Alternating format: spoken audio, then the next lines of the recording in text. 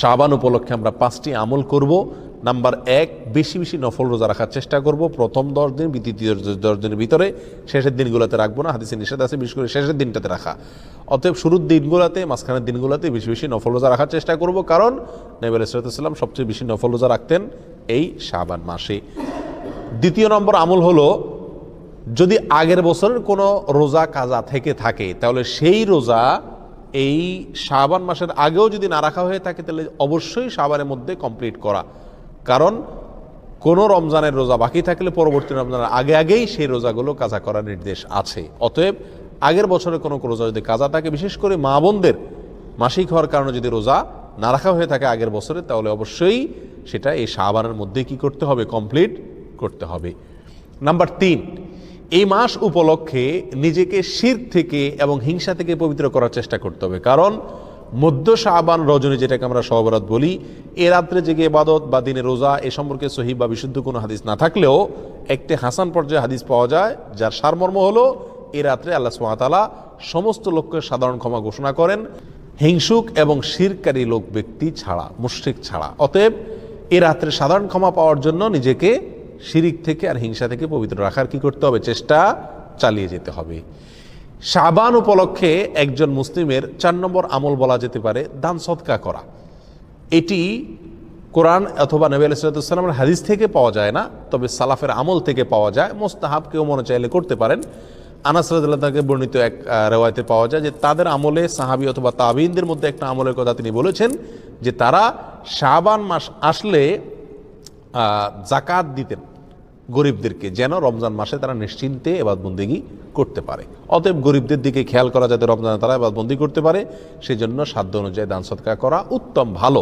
এটাকে সুন্নাহ, নবী সাল্লাল্লাহু আলাইহি ওয়াসাল্লামের সুন্নাহ অথবা কোরআনের নির্দেশ এরকম বলা যাবে না, তবে এটা করা যেতে পারে। 4 নম্বর। নাম্বার 5, শাবান উপলক্ষে 5 নম্বর আমল হলো রমজানে ইবাদতের জন্য সার্বিকভাবে নিজেকে কি করা, প্রস্তুত করা। রমজানের জন্য ছোলা, চিনি, বেসম, বেগুনি এই সমস্ত কিছুর পেছনে ঝাঁপিয়ে না পড়ে বরং রমজানে ইবাদতের জন্য রুটিন তৈরি করা। কিভাবে আমি ইবাদতবন্দি করব, কিভাবে ভালোভাবে এই রমজানটা কাটাবো, কিভাবে আল্লাহর ক্ষমা আমি নিজের করে নিব, এই জন্য আগে থেকে রুটিন তৈরি করা, এবং কোন কোন বিষয়গুলো আমার ইবাদতে বিঘ্ন সৃষ্টি করে সাধারণত রমজান মাসে, সেগুলোকে দেখে চিহ্নিত করে সেগুলো দূর করার চেষ্টা করা। এই 5টি কাজ মোটামুটি শাবান উপলক্ষে করার চেষ্টা করা। আল্লাহ তাআলা আমাদের সবাইকে তৌফিক দান করুন। এই উসামা ইবনে যায়েদ রাদিয়াল্লাহু তাআলা আনহু তিনি বলেন, আমি নবী করিম সাল্লাল্লাহু আলাইহি সাল্লামকে জিজ্ঞাসা করলাম, ইয়া রাসূলুল্লাহ, লাম আরাকা তাসুমু শাহরাম মিনাশ শুহুর মা তাসুমু শাবান। তিনি নবী সাল্লাল্লাহু আলাইহি সাল্লামকে জিজ্ঞাসা করেছেন, হে আল্লাহর রাসূল, শাবান মাস শুরু হলে আপনি যত নফল সিয়াম রাখেন অন্য কোন মাসে এত নফল সিয়াম রাখেন না, কারণ কি? নবী করিম সাল্লাল্লাহু আলাইহি সাল্লাম তখন 2টি কারণ বলেছেন। কয়টি কারণ বলেছেন? নাম্বার 1, ক্বালা যাকা শাহরুন ইয়াগফুলুন নাসু বাইনা রাজাব ওয়া রমাদান। তিনি বললেন যে আমি এই মাসে নফল রোজা বেশি রাখি, তার প্রথম কারণ হলো এই শাবান মাসের পরের মাসটা কোন মাস? রমাদান। আর শাবান মাসের আগের মাসটা কোনটা? রজব। তাহলে শাবান মাসের একদিকে আছে সম্মানিত 4 মাসের একটা রজব, আর শাবান মাসের শেষের দিকে আছে বছরের শ্রেষ্ঠ মাস রমাদান। তাহলে একদিকে রমজান মাস, আরেকদিকে রজব মাস। একটা হলো বছরের শ্রেষ্ঠ মাস, আরেকটা হলো সম্মানিত 4 মাসের এক মাস। তো রজব মাসের প্রতি মানুষ সম্মান প্রদর্শন করে, ইমানদাররা যেহেতু আল্লাহ সম্মান দিয়েছেন। আর রমাদান তো শ্রেষ্ঠ মাস, মানুষ ইবাদত বন্দি করার চেষ্টা করে। মাঝে পড়ে এই শাবান মাসটায় মানুষ অবহেলা করে কাটায় দেয়, যে ঠিক আছে সব তো আমল রমজান আসলে করবই, কোরআন তেলাওয়াত তো শুরু করবই, তাহাজ্জুদ তেলাওয়াত তো করব, দোয়া দুরূদ তো করবই, সিয়াম পালন তো রমজান আসলে করবই, দান সাদকা তো রমজান আসলে দেবই। এই মাসটাতে আর কিছু করা হয় না, ওই রমজানের জন্য বসে থাকে। আর এদিকে রজবে একটু মর্যাদা দেয়। এই মাসটা না সম্মানিত মাস, আবার না রমজান মাস। এই জন্য এই মাসে মানুষ অবহেলায় সময় কাটায়, উদাসীন থাকে, বিশেষভাবে আমল ইবাদতে মগ্ন হয় না। এই জন্য নবী সাল্লাল্লাহু আলাইহি সাল্লাম বলেছেন, আমি এই টাইমে বেশি করে নফল রোজা রাখি, কারণ যেই সময়টাতে মানুষ গাফেল থাকে, উদাসীন থাকে, কেউ ইবাদত করে না, ওই সময়টাতে ইবাদতের আলাদা তাৎপর্য আছে, আলাদা গুরুত্ব আছে। একজন চেয়ারম্যান সাহেবকে সবাই দেখলে সালাম দেয়, মেম্বার সাহেবকে দেখলে সবাই সালাম দেয়, মসজিদের ইমাম সাহেবকে দেখলে সবাই সালাম দেয়, কিন্তু একজন রিকশাওয়ালা বেচারা, তাকে কেউ সালাম দেয় না। যে যাত্রী আসে তার রিকশায় উঠে, সেও বলে যাবেন নাকি, ঠিক করে চলে যায়, একটা সালাম দেয় না, যাওয়ার সময় একটা সালাম দেয় না, রাস্তার লোকেরাও সালাম দেয় না। আপনি চিন্তা করলেন এই রিকশাওয়ালা মুরব্বী বা রিকশাওয়ালা ভাই বা চাচা, এই লোকটাকে কেউ সালাম দেয় না, আপনি শুধুমাত্র এই লোকটাকে সালাম যেহেতু কেউ দেয় না, সেজন্য আপনি সালাম দিয়ে এটাকে জিন্দা করতে চাচ্ছেন, সেজন্য গিয়ে তাকে লম্বা করে একটা সালাম দিলেন, একটু মুসাফা করে আসলেন। শুধুমাত্র এই জায়গায় নবীজির সুন্নতের আমল নাই, সালাম নাই, আপনি সেটাকে জিন্দা করার জন্য যেটা কেউ করে না সেটা আপনি করার চেষ্টা করলেন। এর কারণে অন্য যে কোনো সাধারণ মানুষকে সালাম দেওয়ার চাইতে এই অবহেলিত জায়গায় সালাম দিলে সওয়াব একটু বেশি হবে। ভোর রাতে সবাই ঘুমিয়ে থাকে, সবাই অলসভাবে সময় কাটায়, আল্লাহর যে বান্দারা এই টাইমে উঠে তাহাজ্জুদের নামাজে দাঁড়িয়ে যায়, চোখের পানি ফেলে আল্লাহর কাছে দোয়া করে, তার সে দোয়া, তার সে ইবাদত, তার সে রোনাজারি, তার যে কান্নাকাটি, তার সে ভালো কাজ, যেহেতু সবাই নাক টেনে ঘুমায়, অলসভাবে ঘুমে থাকে, এই সময় সে ইবাদত করে, এই জন্য ওই সময়ের ঘুমটা আল্লাহ রাব্বুল আলামিনের কাছে, ওই সময়ের ইবাদতটা, নেকামলটা আল্লাহ রাব্বুল আলামিনের কাছে অন্য সময় যখন সবাই ইবাদত করে ওই টাইমের চাইতে সবাই অবহেলিত থাকে, ওই টাইমের ইবাদতের গুরুত্ব অনেক বেশি। এই জন্য নবী সাল্লাল্লাহু আলাইহি সাল্লাম শাবান মাসে বেশি বেশি নফল রোজা রাখতেন, কারণ এই মাসে মানুষ উদাসীন থাকে, ইবাদত বন্দেগী অনেকে করে না, এই জন্য তিনি বেশি করে নফল রোজা রাখতেন। এটা হলো একটা কারণ।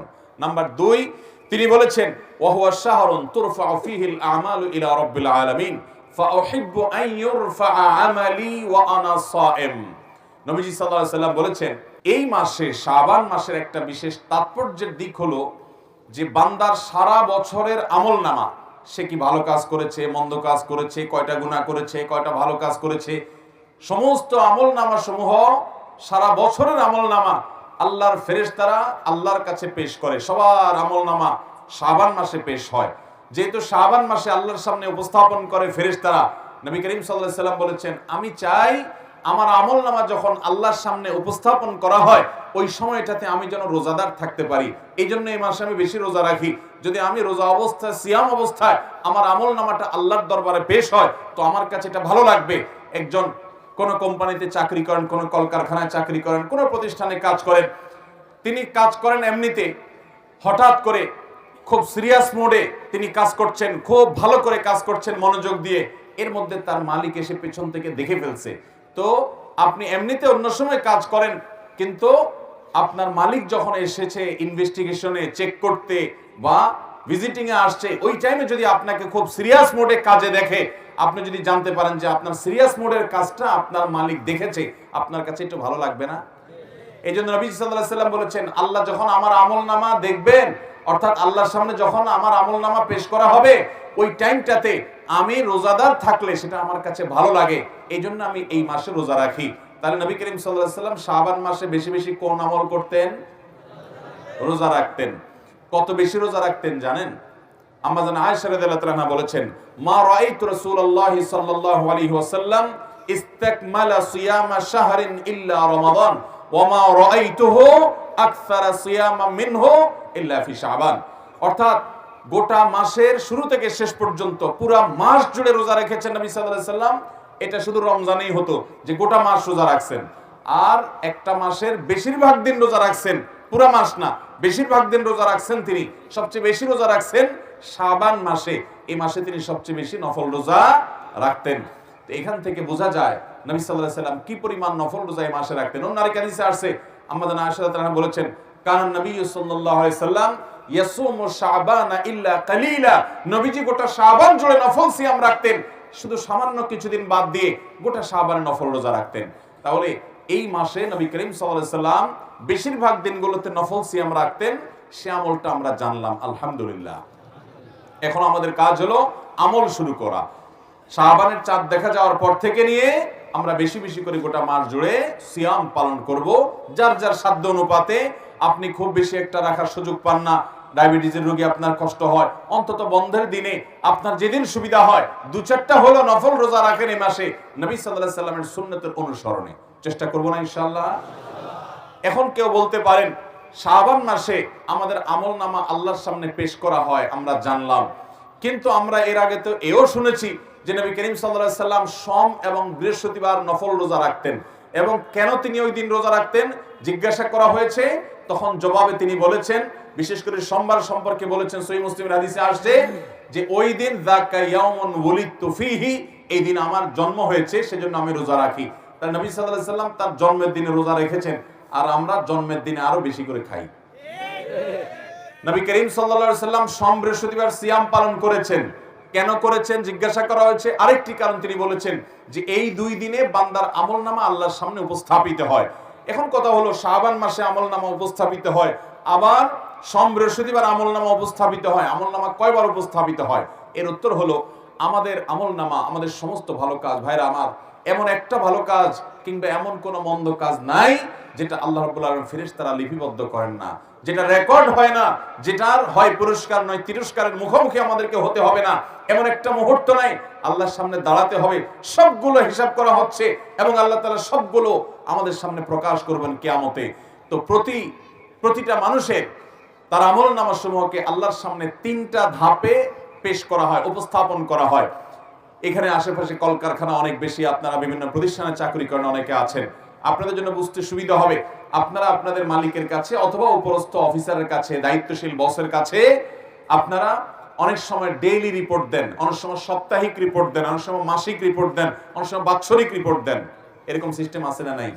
ঠিক একইভাবে প্রতিদিনের রিপোর্ট আল্লাহর ফেরেশতারা, দিনে যারা দায়িত্বশীল থাকেন, প্রত্যেকটা মানুষের জন্য ফেরেশতা নিয়োজিত আছে, আপনার জন্য, আমার জন্য, ওনার জন্য, সবার জন্য আছে। এই ফেরেশতারা সকালে এসে সারাদিন আমাদের আমলনামা সব লিপিবদ্ধ করে, এগুলো নিয়ে সন্ধ্যার সময় আল্লাহর কাছে জমা দেয়। আবার সারা রাত কি করি আমরা, ওইটার জন্য আলাদা ফেরেশতা এসে সকালে গিয়ে জমা দেন, এটা হলো ডেইলি রিপোর্ট। আর সোমবার বৃহস্পতিবার রিপোর্ট দেন, এটা হলো সাপ্তাহিক রিপোর্ট। আর আমাদের সারা বছরের আমলনামা জমা দেওয়া হয় শাবান মাসে, এটা হলো আমাদের বাৎসরিক রিপোর্ট। তাহলে রিপোর্ট মোট কয়বার জমা দেওয়া হয়? একবার হলো দৈনিক, আরেকটা হলো সাপ্তাহিক, আরেকটা হলো বাৎসরিক। আল্লাহর কাছে আমাদের আমলনামার হিসাব দেওয়া হয়। ভাইরা আমার, আমরা কয়জন মানুষ খবর রাখি যে আমি আজকে সারা দিনে যা করেছি সন্ধ্যার আগে আগে জায়গা মতো সব জমা হয়ে গেছে। যদি ভালো কিছু করে থাকি তার পুরস্কার যেমন দাঁড়িয়ে গেছে, মন্দ কিছু যদি করে থাকি তার তিরস্কারের ব্যবস্থাও হয়ে গেছে। কিন্তু আনন্দের কথা হলো যদি আমাদের ভিতর সে আল্লাহর কাছে জবাবদিহিতার বোধ থাকে, তাহলে তো কিয়ামত আসার আগে আগে, মৃত্যু হওয়ার আগে আগে আমরা কোনো গুনাহ করে থাকলে চোখের পানি ফেলে তওবা করে ইস্তেগফার করে মাপ চেয়ে নতুন করে সংকল্প করে নতুন পথ চলা শুরু করব। তাহলে ফেরেশতারা আমার বদামল যদি আল্লাহর কাছে জমা দিয়েও থাকেন, আল্লাহ তাআলা সেটা ডিলিট করে আমার প্রোফাইলকে ক্লিন করে দিবেন ইনশাআল্লাহ। তাহলে গুনাহ করার পর তওবা করতে দেরি করব না। আল্লাহ আমাদের সবাইকে যে কোনো গুনাহ করার পর প্রতিদিন আমাদের আল্লাহর সাথে হিসাব নিকাশকে চুকিয়ে আল্লাহর কাছ থেকে নিষ্পত্তি করিয়ে নিয়ে তওবা ইস্তেগফার করে প্রতিটা নতুন দিনে নতুন করে সংকল্প করার তৌফিক দান করুন। মোহতারাম হাজরিন, তাহলে আমরা জানলাম আমাদের নবী সাল্লাল্লাহু আলাইহি সাল্লাম শাবান মাসে বেশি বেশি নফল রোজা রাখতেন। এর প্রথম কারণ হলো এই মাসটাতে মানুষ গাফেল থাকে, দুইটা গুরুত্বপূর্ণ মাসের মাঝে, এটা মানুষের অনেকে অবহেলার কারণ। আর দ্বিতীয়ত হলো এই মাসে আমলনামা বাৎসরিক পেশ হয়। তো নবীজি চাইতেন যে আমলনামা পেশের সময় তিনি যেন রোজাদার থাকেন, আল্লাহ যেন তাকে রোজাদার অবস্থা দেখেন, তাহলে আল্লাহ তাআলা রহম করবেন, অনুগ্রহ করবেন তার আমলনামা পর্যালোচনা করার, বিচার করার। এক্ষেত্রে এই জন্য এখন কথা হলো কোন হাদিস থেকে আমরা জানি নবী করিম সাল্লাল্লাহু আলাইহি ওয়াসাল্লাম বলেছেন, আফজালুস সিয়ামি বা'দা রমাদান শাহরুল্লাহিল মুহররম, রমাদানের পরে সবচেয়ে উত্তম নফল রোজার মাস হলো মুহররম মাস। তাহলে এই হাদিস থেকে বোঝা গেল নফল রোজার জন্য শ্রেষ্ঠ মাস হলো মুহররম। অথচ নবীজি সাল্লাল্লাহু আলাইহি ওয়াসাল্লাম বেশি নফল রোজা রাখতেন দেখা গেছে শাবানে। তাহলে আমরা কোনটা করব? এর উত্তর হলো যে মুহররম মাস মূলত নফল রোজার জন্য সবচেয়ে শ্রেষ্ঠ মাস, এটাই অধিকতর বিশুদ্ধতর মত। তবে ওই মাসের পরে শাবানটাও নফল রোজার জন্য আদর্শ মাস। অতএব শাবানে এবং মুহররমে এই দোনো মাসে বেশি বেশি নফল রোজা রাখার চেষ্টা করতে হবে। আল্লাহ আমাদের সবাইকে তৌফিক দান করুন। তাহলে শাবান উপলক্ষে একটা কর্মসূচি আমরা পেয়ে গেলাম, সেটা হলো বেশি বেশি নফল রোজা। এখন কথা হলো শাবানে এত বেশি নফল রোজা নবীজি কেন রাখতেন? দুইটা কারণ তো আমরা জানলাম। তো এইটা অবহেলার মাস, সেজন্য রোজাটাই কেন নবী সাল্লাল্লাহু আলাইহি সাল্লাম রাখতেন? অন্য কোনো নফল আমল তো করতে পারতেন। এর হিকমত আল্লাহ তাআলা ভালো জানেন। তবে অনেক বিশেষজ্ঞ এবং অনেক বিশ্লেষক, উলামায়ে কেরাম, ইসলামিক স্কলারগণ এক দুইটা বিশেষ কারণ, রহস্য, হিকমত উল্লেখ করেছেন। সেটা হলো রমাদান মাসে আমাদেরকে 30 দিন রোজা রাখতে হবে, আল্লাহ তাআলা ফরজ করেছেন প্রাপ্তবয়স্ক সকল ইমানদার নারী পুরুষ সুস্থ মানুষদের জন্য। তো সেই রমজান মাসে যদি আমাদের রোজা রাখা লাগে, শাবান মাস থেকে যদি আমরা 2, 4, 10টা 20টা নফল রোজা রাখা শুরু করি, তাহলে রমজানের রোজা রাখাটা সহজ হবে, আগে থেকে অভ্যাসটা হবে, ওয়ার্ম আপ হবে, রিহার্সেল হবে, প্রস্তুতি নেওয়া হবে। হঠাৎ করে যদি রমজান রোজা শুরু করেন, অনেকে দেখা যায় সারা বছর রোজা রাখেন না, তো দেখা যায় হঠাৎ করে রমজান রোজা রাখার কারণে সে অসুস্থ হয়ে পড়ে, কিংবা তার রোজার সাথে সে শুরু করতে পারে না, অসুবিধা তৈরি হয়। এই জন্য নবী সাল্লাল্লাহু আলাইহি ওয়াসাল্লাম হয়তোবা আগে থেকে প্রস্তুতি নিয়ে নিতেন। 5 ওয়াক্ত নামাজের আগে, অনেক নামাজের আগে সুন্নত নামাজ আছে না নাই? যোহরের আগে সুন্নত নামাজ আছে না নাই? ফজরের আগে সুন্নত আছে না নাই? আবার কোন কোন নামাজের পরেও কি আছে? সুন্নত। ফরজ ভার্সনের ইবাদতের আগেও সুন্নত থাকে, পরেও সুন্নত।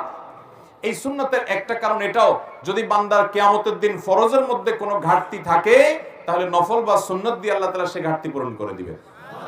আর সুন্নাতের রিহার্সেলের মাধ্যমে ফরজটা যাতে সুন্দরভাবে হয়, সেটার জন্য প্রস্তুতির জন্য এই ব্যবস্থা আল্লাহ তাআলা রেখেছেন। ঠিক একইভাবে রমাদানের 30 দিনের যে ফরজ রোজা আমাদেরকে রাখতে হবে, তার আগে শাবানে কিছু নফল রোজার অভ্যাস করা, আবার শাবানের পরে শাওয়ালের 6 রোজা রাখা। ওই 5 ওয়াক্ত নামাজের আগে পরে যেরকম সুন্নত নামাজ আছে, রমজানের ফরজ রোজার আগে সুন্নত রোজা আছে, পরেও শাওয়াল মাসে সুন্নত রোজা আছে। অতএব রোজাগুলো রাখবো তো ইনশাআল্লাহ। আমরা অনেকে আছি এটা জীবনে প্রথম শুনছি যে শাবান মাসে আবার বেশি বেশি নফল রোজা রাখতে হয়। তবে শাবান মাস সম্পর্কে আমাদের আরেকটা জিনিস জানতে হবে। রোজা রাখতে হবে এটা তো আমরা জানলাম, আরেকটা জিনিস জানেন, সেটা হলো শাবান মাসের শেষের দিকে রোজা রাখা উত্তম না। রোজা রাখতে হবে শুরুর দিকে, মাঝের দিকে, এই দিনগুলোতে। শেষের দিনগুলোতে নবী সাল্লাল্লাহু আলাইহি ওয়াসাল্লাম রোজা রাখতেন না। কারণ হলো শেষের দিনগুলো যদি টানা রোজা রাখেন, তাহলে রমজান আর গায়রে রমজানের ভিতরে পার্থক্য হবে না। এই জন্য আপনি শাবানের শেষের দিকে আর রোজা রাখবেন না, আপনি রোজার জন্য অপেক্ষা করবেন, রমজান থেকে শুরু করবেন। না হলে রমজানের আলাদা কোনো বৈশিষ্ট্য এটা বোঝা যাবে না যে টানা রোজা রাখছেন আপনি। এই জন্য শেষের দিকে নবী সাল্লাল্লাহু আলাইহি ওয়াসাল্লাম এই মাসের রোজা রাখতেন না। বিশেষ করে একেবারে শেষের দিন, যেটা শাবানের লাস্টের দিন, যেটাকে বলা হয় ইয়াউমুশ শক বা সন্দেহের দিন। আমরা আমাদের ছোটবেলায় দেখেছি, আমাদের দেশে বিভিন্ন এলাকায় অনেক মুরব্বীরা শাবানের শেষের দিন অবশ্যই রোজা রাখতেন। কেন? তারা মনে করতেন শাবানের চাঁদ, এটা রমজানের চাঁদ দেখা যায় নাই শাবানের শেষের দিন। ধরুন শাবান 30 হলো, তো 29 তারিখে চাঁদ দেখা যায় নাই সারা দেশে, ওনারা 30 তারিখে শাবান, কিন্তু সেদিন তারা রোজা রাখতেন। কেন? মনে করতেন যে যদি চাঁদ দেখা যারা যায় নাই বলছে, হয়তো চাঁদ উঠছে তারা দেখে নাই, মিস করে গেছে, তাহলে আমার রোজাটা রমজান হয়ে গেল যদি চাঁদ উঠে থাকে। আর যদি চাঁদ না উঠে থাকে তাহলে শাবান হয়ে গেল।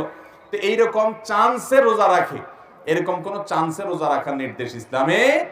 নবী সাল্লাল্লাহু আলাইহি ওয়াসাল্লাম বলেছেন, দামা ইউরিবুকা ইলা মা লা ইউরিবুক, তোমার যা সন্দেহ হয় এটাকে সন্দেহের ঊর্ধ্বে উঠে সেই ইবাদতের দিকে নিয়ে যাও, সন্দেহপূর্ণ কিছু করা যাবে না। এই জন্য শাবানের শেষের দিনে রোজা রাখা নিষেধ। শেষের দিকে রোজা রাখবো না, বরং পুরো মাস রোজা রাখবো। শাবান উপলক্ষে তৃতীয় কথা হলো, আম্মা জান আয়েশা রাদিয়াল্লাহু তাআলা আনহা, তিনি সারা বছরের যে তার ফরজ রোজা, ভাঙতি রোজা ছিল, মহিলা মানুষ হওয়ার কারণে রমজানে তার যে ভাঙতি রোজা থাকতো, সেগুলো সারা বছর তিনি রাখতে পারতেন না। কেন রাখতে পারতেন না? কারণ একদিকে সোমবার, বৃহস্পতিবার, আইয়াম বীজের রোজা এগুলো নবীজি রাখতেন, তিনিও রাখতেন। আর বাকি দিনগুলোতে নবী করিম সাল্লাল্লাহু আলাইহি ওয়াসাল্লাম তার সাথে থাকতেন, কখন নবীজির হক আদায় করতে হয় সেজন্য তিনি রোজা রাখতে পারতেন না। এগুলো শেষ পর্যন্ত শাবানে আসলে নবীজি পুরো মাসই নফল রোজা বেশিরভাগ রাখতেন দিনগুলো, ওই ফাঁকে তিনি তার ফরজ রোজাগুলো রাখতেন। এই জন্য এখান থেকে বোঝা যায়, যদি আমাদের কারোর আগের বছরের ভাঙতি রোজা থাকে, অসুস্থতার কারণে, সফরের কারণে, মহিলাদের মাসিকের কারণে, তাহলে সেই রোজাগুলো শাবানের মধ্যে রেখে ফেলা উচিত। এটা হলো শাবান উপলক্ষে তৃতীয় গাতব্য বিষয়। প্রথম গাতব্য বিষয়, বেশি বেশি নফল রোজা রাখবো। কেন? 2 কারণ বলেছি। দ্বিতীয় গাতব্য বিষয় বলেছি যে শাবান মাসে বেশি রোজা রাখবো, ঠিক আছে, কিন্তু শাবানের শেষের দিন রোজা রাখবো না, শেষের দিকে রাখবো না।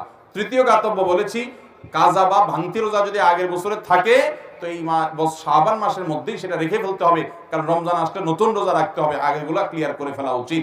আর চতুর্থ গাতব্য বিষয় হলো যে শাবান মাসে আমরা রমজানের প্রস্তুতি নিতে হবে। কিসের প্রস্তুতি নিতে হবে? কিভাবে প্রস্তুতি নেবেন আমি বলি। আমাদের দেশের রমজানের প্রস্তুতি নেওয়ার একটা চিত্র আছে ভাই। চিত্র হলো, ধরুন সাধারণ মানুষ রমজানের প্রস্তুতি নেয় কিভাবে। রমজানের আগে দেখবেন, শাবানে বিশেষ করে শেষের দিনগুলোতে দেখবেন যে বাজার থেকে তেল, চিনি, সয়াবিন, ভুসি, ছোলা, খেজুর এগুলো কিনতে কিনতে মানুষ কাহিল হয়ে যায়। কারণ রমজান আসতেছে। কারণ কি? রমজান আসছে, তার প্রস্তুতি হিসাবে ছোলা, চিনি, বেগুন, বেসম আর তেল, খেজুর এগুলা কিনতে কিনতে আমরা কাহিল। আমাদের কেনার স্টাইল দেখে মনে হয় যে একটা খানার মাস আসতেছে। এই পরিমাণ ক্রাইসিস প্রতি বছর রমজান উপলক্ষে হয় যে বাজার সামলাইতে গিয়ে সংশ্লিষ্ট যারা আছে বেচারাদের গলদঘর্ম হয়ে যেতে হয়, অবস্থা কাহিল হয়ে যায়। কারণ এই পরিমাণ খায় পাবলিক যে খানার ডিমান্ড এই পরিমাণ হয় যে বাজারে সাপ্লাই দিয়ে পারে না, এই চান্সে আপনার দাম বাড়ায় দেয় অসাধু ব্যবসায়ীরা। অথচ রোজার মাসে আল্লাহ তাআলা দিনের বেলা পুরাটাই খানা বন্ধ করে দিয়েছেন। অন্য সমস্যাতে এই সময় খানা আরো কম হওয়ার কথা, কিন্তু আমরা এসা খানা খাই। আবার এই বেশি খানা খাওয়ার জন্য একটা জাল হাদিস বানায় নিয়েছে, সেটা কি রমজানে খানার কোনো হিসাব নাই। শুনছেন নি আপনারা এই হাদিস? রমজানে খানার নাকি হিসাব নাই। আরে ভাই, রমজানে খানার হিসাব আরো বেশি দেওয়া লাগবে, কারণ ইবাদতের মাস। তুমি বিনা হিসাবে খাইলা, রমজান মাসে দুপুর বেলা খাইলা, যে খানার হিসাব নাই, মুগুর একটাও নিচে পড়বে? ভাইরা আমার, রমজানের প্রস্তুতি দুঃখজনক। আমরা আম জনতার প্রস্তুতি হলো বাজার করে আমরা রমজানের প্রস্তুতি নেই। আর দোকানদারদের প্রস্তুতি কি? বিশেষ করে মুদি দোকানদারদের প্রস্তুতি হলো রমজান আসছে, চিনির বস্তা, সোলার বস্তা যা আছে এগুলো সব দূরে সরে আউট কর, নাই কিচ্ছু নাই, এরপর দাম বাড়ায় তারপর বিক্রি করব। তাহলে মাল গুদামজাত করা এটা হলো অনেক অসাধু ব্যবসায়ীদের রমজানের প্রস্তুতি, আর মাল কিনতে কিনতে কাহিল হওয়া এটা হলো আমাদের রমজানের প্রস্তুতি। আর মিডিয়াগুলো, টেলিভিশন চ্যানেলগুলো, বিভিন্ন যারা এই টাইপের এই জগতে আছে তাদের প্রস্তুতি হলো তারা ঈদের সিনেমা, ঈদের নাটক কোনটা বাইর করবে না করবে, এগুলো তাদের রমজানের প্রস্তুতি। আর রাজনৈতিক দল যারা করেন, সব রাজনৈতিক দলগুলা তাদের প্রস্তুতি হলো রমজান মাস আসছে, রাজনীতি তো এই মাসে খুব একটা করে জুত করে পাওয়া যাবে না, সমাবেশ মিছিল কিছু জমবে না, তো ইফতার পার্টির নামে রাজনীতি করার জন্য ছক আঁকা শুরু করে। কোন দিন কাদের ইফতার পার্টি, কোনটা এতিমদের সাথে, কোন দিন গরিবদের সাথে, কোন দিন তমুকদের সাথে, কোন দিন অমুকদের সাথে, এই কাহিনী তালবাহানা করে টুপি টাপা মাথায় দিয়ে রমজানে কোন দিন ইফতার পার্টির নামে রাজনীতি করবে, সেই ধান্দা তাদের হলো রমজানের প্রস্তুতি। এগুলো একটাও কি রমজানের সঠিক প্রস্তুতি? রমজানের প্রস্তুতি হবে যে আমি রমজানে যাতে ইবাদত বন্দেগী করতে পারি, সেজন্য আগে ভাগে সমস্ত ঝামেলা শেষ করে ফেলবো। ঈদের জন্য শেষ দশক আমি ইবাদত করতে পারি না ঈদের কেনাকাটার জন্য, এই জন্য সব ঝামেলা আগে সেরে ফেলবো, এবং রমজানে আমি এই টাইমে ইবাদত করব, ওই টাইমে কোরআন তেলাওয়াত করব। অনেক ভাইরা আছেন কষ্টের পরিশ্রম করেন, কষ্টের কাজ করেন, পরিশ্রমের কাজ করেন। রমজানে আমি পরিশ্রমের কাজ করতে গেলে রোজা রাখতে পারি না, তাহলে এই মাসে একটু বেশি পরিশ্রম করে টাকা কামাই করে নিব, যাতে রমজান মাসটা কাজ না করেও চলা যায়, আমি যাতে রোজা রাখতে পারি। এগুলো হলো রমজানের প্রস্তুতি। আল্লাহ তাআলা আমাদের সবাইকে রমজানের সঠিক প্রস্তুতি গ্রহণ করার তৌফিক দান করুন। তাহলে শাবান উপলক্ষে চতুর্থ গাতব্য বিষয় হলো আমাদেরকে রমজানের জন্য সঠিক প্রস্তুতি নিতে হবে। ভাইরা আমার, আমরা অনেকেই গত রমাদানে অনেক মানুষকে দেখেছি, তারা মাটির উপরে ছিলেন, আমাদের সাথে চলাফেরা করেছেন, এই রমাদানে তারা মাটির নিচে চলে গেছেন। আছে না নাই? আমার আব্বাজান রহমতুল্লাহ আলাইহি গত রমাদানে ক্যান্সারে আক্রান্ত ছিলেন। রমজানের শেষ দশক তিনি ইতিকাফে বসেছেন। আমার বুঝ জ্ঞান হয়েছে থেকে নিয়ে ছোটবেলা থেকে আমার মনে পড়ে না যে রমজানের শেষ 10 দিন আমার বাবাকে আমি কোনোদিন ঘুমাইতে দেখছি, কোনোদিন মনে পড়ে না। সারা জীবন আল্লাহর বান্দা চায়ের একটা ফ্লাস্ক সাথে নিয়ে ইবাদত বন্দেগী, জিকির, আজকার, আর যে মসজিদে কেউ ইতিকাফে বসে না ওই মসজিদে লোকজন নিয়ে ইতিকাফে বসা। গত রমজানে ক্যান্সারে ভয়াবহ অবস্থা, ডাক্তাররা রীতিমতো তার বেঁচে থাকার কোনো সম্ভাবনা নাই সেরকম একটা আভাস ডাক্তাররা অনেক আগে থেকে পেয়ে গেছেন, অথচ তিনি ওই অবস্থা শেষ দশক পুরাটা ইতিকাফ করেছেন। আর এই রমজান এখনো আর বেশি দিন বাকি নেই, আমার আব্বাজান রহমতুল্লাহ আলাইহি তিনি কবরবাসী হয়ে গেছেন, এই রমজান আর তিনি পাবেন না। তো আমরা অনেকে এখানে আছি যারা হয়তো এই রমজানটা আল্লাহ চাহেন তো হয়তো আমরা পাবো, কিন্তু এরপরে আরেকটা রমজান হয়তো আমরা পাবো না। একটা রমজান মানুষকে আল্লাহর কাছ থেকে তার সমস্ত গুনাহ মাফ করিয়ে, তার পুরো প্রোফাইলকে ক্লিন করে, পরিষ্কার করে, তার সমস্ত গুনাহগুলোকে ডিলিট করে দিয়ে তার হিসাবের খাতাকে সম্পূর্ণ নতুন, পরিচ্ছন্ন, ঝকঝকে পরিষ্কার করে দিতে পারে। রমজান মাসের তওবা, ইস্তেগফার, রোনাজারি, চোখের পানি, দোয়া, ইবাদত, বন্দেগী, কোরআন তেলাওয়াত, তারাবি, তাহাজ্জুদ, চোখের পানি, তওবা এবং আল্লাহর দিকে ঝুঁকে পড়া। অতএব রমজানকে সেভাবে কাটাবো তো ইনশাআল্লাহ। সেভাবে কাটাইতে হলে এখন থেকে নিয়ত করতে হবে। আমার রমজানে ইবাদতের ক্ষেত্রে বাধা কি? ঈদের কেনাকাটা, তাহলে আগে ভাগে এটাকে ক্রস দিয়ে ফেলতে হবে। আমার রমজান ইবাদতের ক্ষেত্রে বাধা কি? আমার মোবাইল, ফেসবুক, ইউটিউব, তো আগে থেকে এটাকে আনইনস্টল করে ফেলতে হবে।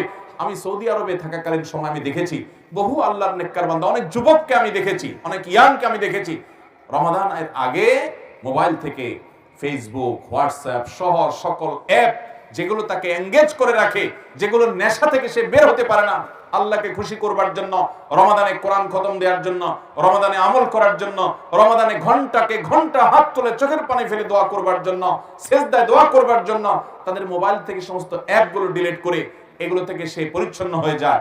বন্ধু বান্ধবদেরকে বলে দেয় যে রমজান মাসে কোনো যোগাযোগ নাই, এই মাস আল্লাহর সাথে আমি কথা বলবো। আল্লাহ তাআলা আমাদেরকে সেভাবে রমজান কাটাবার তৌফিক দান করুন। নিয়ত করবো তো ইনশাআল্লাহ। এখন থেকে প্ল্যান করতে হবে, হুট করে করলে তখন হবে না।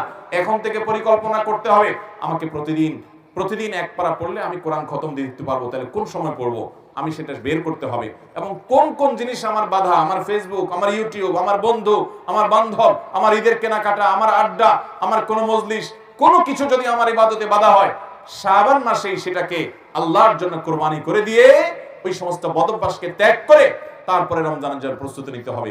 এই শাবান হলো রমজানের প্রস্তুতি নেওয়ার মাস। আল্লাহ আমাদের সবাইকে তৌফিক দান করুন। তাহলে ভাইরা, শাবান উপলক্ষে 4টি জ্ঞাতব্য বিষয় বলেছি, এর প্রতিটি আমরা খেয়াল করবো এবং আমল করব।